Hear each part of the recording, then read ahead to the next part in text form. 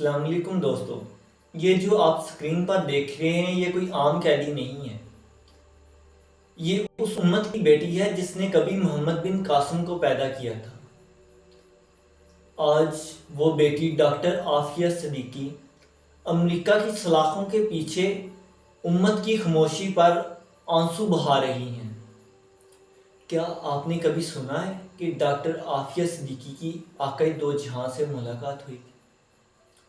Doctor Aafia کہتی ہیں کہ ایک دن میں سو رہی تھی کہ مجھے خواب میں آقا دو جہاں کا دیدار ہوتا ہے، تو میں آپ صلی اللہ علیہ وسلم سے سوال کرتی ہوں، یا رسول اللہ یہ میرا امتحان کب ختم ہوگا؟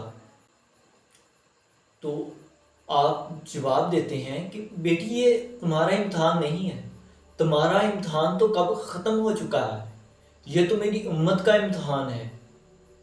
ڈاکٹر عافیہ کی ماں اور بہن جب ان سے ملاقات کے لیے جاتی ہیں نا تو کہتی ہیں کہ ڈاکٹر عافیہ کہتی ہے کہ جب کبھی میرا دل بیزار ہو جاتا ہے نا، جب کبھی میرا دل تنگ ہونے لگتا ہے تو آقا دو جہاں کا دیدار ہو جاتا ہے، جس سے مجھے سکون ملتا ہے اور میرا حوصلہ بڑھ جاتا ہے۔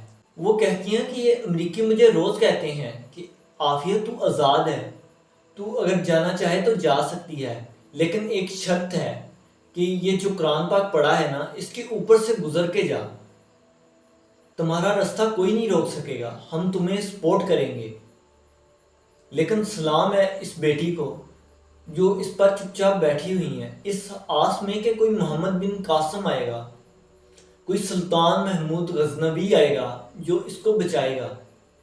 مگر اے بہن، جس قوم سے تم امید لگائے بیٹھی ہے نا وہ آج ڈرامے، ناچ گانا اور بے حیائی جیسے کنٹینٹ میں الجھی پڑی ہے۔ کسی کے پاس وقت نہیں، کسی کو پرواہ نہیں، تو ایک صرف خبر ہے، تو صرف ایک گزری ہوئی داستانوں میں سے صرف ایک داستان ہے۔ مگر نہیں، تم ہماری غیرت کا سوال ہو، تم ہمارے ایمان کی آزمائش ہو۔ اے عافیہ تم تنہا نہیں ہو، اے عافیہ تم تنہا نہیں ہو، تم صرف ڈاکٹر عافیہ نہیں ہو، تم ایک امت مسلمہ کی بیٹی ہو۔ تمہارے ساتھ ہونے والا ہر ظلم اس امت کے سر پر قرض ہے۔